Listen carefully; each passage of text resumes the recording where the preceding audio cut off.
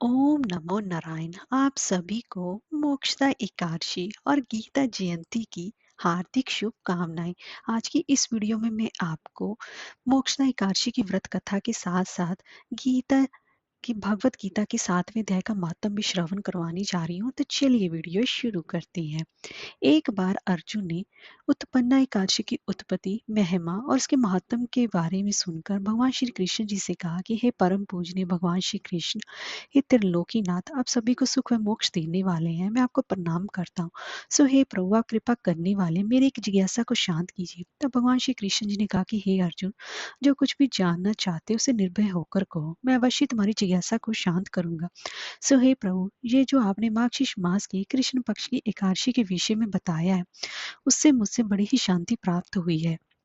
और अब आप कृपा करके मार्गशीर्ष मास के शुक्ल पक्ष में जो एकादशी पड़ती है उसके विषय में बताने की कृपा करें। उसका नाम क्या है, उसे कौन से देवता की पूजा की जाती है और उसकी पूजन विधि क्या है, उसका व्रत करने से मनुष्य को क्या फल मिलता है। सो हे प्रभु, मेरे प्रश्नों का विस्तार सहित उत्तर देकर मेरी जिज्ञासा को दूर कीजिए, आपकी बड़ी ही कृपा होगी। अर्जुन की जिज्ञासा सुनकर भगवान श्री कृष्ण बोले कि हे अर्जुन, तुमने बहुत ही श्रेष्ठ प्रश्न किया है, इसलिए तुम्हारा यश संसार में फैलेगा। मार्गशीर्ष मास की शुक्ल पक्ष की एकादशी अनेक पापों को नष्ट करने वाली है।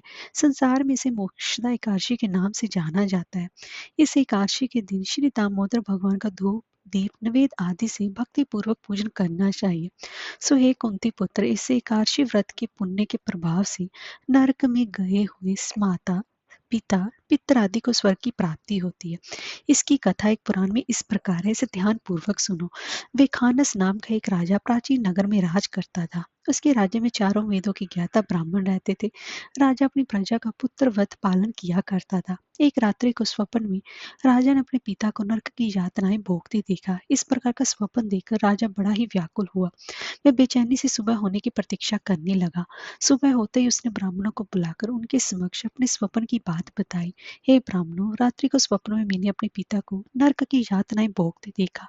उन्होंने मुझसे कहा है कि हे पुत्र, मैं घोर नरक में भोग रहा हूँ, मुझे मेरी यहाँ से मुक्ति कराओ। जब से मैंने उनके ये वचन सुने हैं तब से मुझे चैन नहीं है।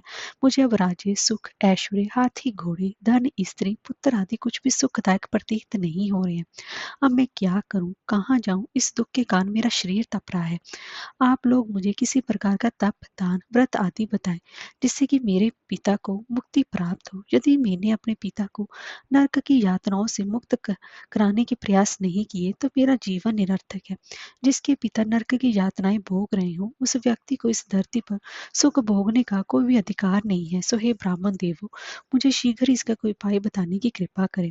राजा के आंतरिक दुख की पीड़ा को सुनकर ब्राह्मणों ने आपस में विचार विमर्श किया। फिर एक मत होकर बोले, राजन, वर्तमान, भूत और भविष्य के ज्ञाता पर्वत नाम की एक मुनि है, वो यहाँ से अधिक दूर नहीं है। आप अपनी यह व्यथा उनसे जाकर कहें, वे अवश्य इसका कोई सरल उपाय आपको बता देंगे। ब्राह्मणों की बात मानकर राजा मुनि के आश्रम पर गए। आश्रम में एक शांतचित्त योगी और मुनि तपस्या कर रहे थे। चारों वेदों के ज्ञाता पर्वत मुनि दूसरे ब्रह्म के समान बैठे जान पड़ रहे थे। राजा ने उन्हें दंडवत प्रणाम किया तथा अपना परिचय दिया। पर्वत मुनि ने राजा से कुशल क्षेम पूछी। तब राजा ने बताया कि हे मुनिवर, आपकी कृपा से मेरे राज्य में सब कुशल है, किंतु मेरे समक्ष अकस्मात एक ऐसी समस्या आ खड़ी हुई है जिससे कि मेरा हृदय बड़ा ही अशांत हो रहा है। फिर राजा ने मुनि को व्यथित हृदय से रात में देखे गए स्वप्न की पूरी बात बताई और फिर दुखी स्वर में बोला कि हे महर्षि, अब आप कृपा कर मेरा मार्गदर्शन करें कि ऐसे मुझे क्या करना चाहिए, कैसे मैं अपने पिता को नरक की यात्रा से मुक्ति दिलाऊं। राजा की बात पर्वत मुनि ने गंभीरता पूर्वक सुनी। फिर नेत्र बंद कर भूत और भविष्य पर विचार करने लगे। कुछ देर गंभीरता पूर्वक चिंतन करने के बाद उन्होंने कहा कि राजन, मैंने अपने योग बल के द्वारा तुम्हारे पिता के सभी को कर्मों का ज्ञान प्राप्त कर लिया है। उन्होंने पूर्व जन्म में अपनी पत्नियों में भेदभाव किया था। अपनी बड़ी रानी के कहने पर आकर उन्होंने अपनी दूसरी पत्नी को ऋतु दान मांगने पर नहीं दिया था। उसी पाप कर्म के फल से तुम्हारा पिता नरक में गया है। ये जानकर विकारनस ने याचना भरे स्वर में कहा कि हे ऋषिवर, मेरे पिता के उद्धार के आपका कोई उपाय बताने की कृपा करें, किस प्रकार वे इस पाप से मुक्त होंगे। इस पर पर्वत मुनि बोले कि हे राजन, मार्गशीर्ष मास की शुक्ल पक्ष में जो एकादशी होती है उसे मोक्षदा एकादशी कहते हैं। ये मोक्ष प्रदान करने वाली है। आप इस मोक्षदा एकादशी का व्रत करें, उस व्रत के पुण्य को संकल्प करके अपने पिता को अर्पित कर दें। एकादशी के पुण्य के प्रभाव से अवश्य आपके पिता की मुक्ति होगी। पर्वत मुनि के वचनों को सुनकर राजा अपने राज्य को लौट आया और परिवार सहित मोक्षदा एकादशी का विधि पूर्वक व्रत किया। इस व्रत के पुण्य को राजा ने अपने पिता को अर्पित कर दिया। इस पुण्य के प्रभाव से राजा के पिता को सहज ही मुक्ति मिली। स्वर्ग को प्रस्थान करते हुए राजा के पिता ने कहा कि हे पुत्र, तेरा कल्याण हो। इतना कहकर राजा के पिता ने स्वर्ग को प्रस्थान किया। सो हे पांडु पुत्र, जो मनुष्य मार्गशीर्ष मास की शुक्ल पक्ष की एकादशी का उपवास करते हैं, उनके सभी पाप नष्ट हो जाते हैं और अंत में वे स्वर्ग लोक को प्राप्त करते हैं। इस व्रत से उत्तम और मोक्ष प्रदान करने वाला कोई भी दूसरा व्रत नहीं है। इस कथा को सुनने में पढ़ने से अनंत फल प्राप्त होता है।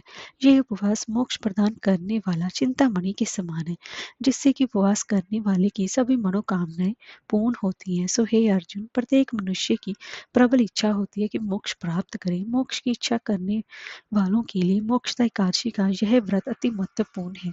पिता के प्रति पुत्र के इस दायित्व का इस कथा से श्रेष्ठ दृष्टांत दूसरा कोई नहीं है। अंत भगवान श्री हरि विष्णु के निमित्त यह उपवास पूर्ण निष्ठा व श्रद्धा के साथ करना चाहिए। अब मैं आपको गीता जयंती के उपलक्ष्य में आपको भगवान शिव द्वारा पार्वती जी को सुनाया हुआ गीता जयंती का 7वां अध्याय श्रवण करवा रही हूँ। एक बार भगवान शिव कहते हैं कि पार्वती, अब मैं 7वें अध्याय का मातम बताता हूँ, जिसे सुनकर कानों में अमृत राशि भर जाती है। पाटलिपुत्र नाम की एक दुर्गम नगर है, जिसका कि गोपुर द्वार बहुत ही ज्यादा ऊंचा है। उस नगर में शंकुगण नाम का एक ब्राह्मण रहता था।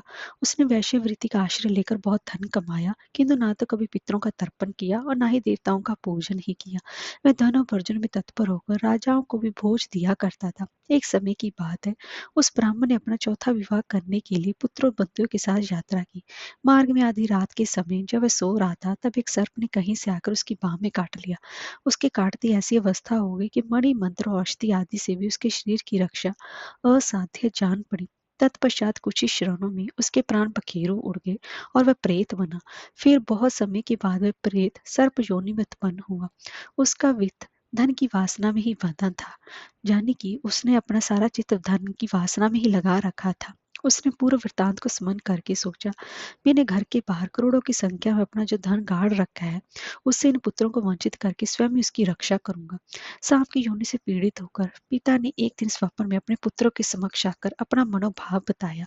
तब उसके पुत्रों ने सवेरे उठकर बड़े ही विस्मय के साथ एक दूसरे से स्वप्न की बातें कही। उनमें से मंजिला पुत्र कुदाल हाथ में लिए घर से निकला और जहां उसके पिता सर्प योनि धारण करके रहते थे, उस स्थान पर गया। यद्यपि उसे धन के स्थान का ठीक ठीक पता नहीं था, वह भी उसने चिन्हों से उसका ठीक निश्चय कर लिया और लोभ बुद्धि से वहां पहुंचकर बाम्बी को खोदना आरंभ किया। तब उस बाम्बी से बड़ा ही भयानक सांप प्रकट हुआ और बोला, ओह मूढ़, तू कौन है? किस लिए आया है? ये बिल क्यों खोद रहा है? किसने तुझे भेजा है? ये सारी बातें मेरे सामने बता।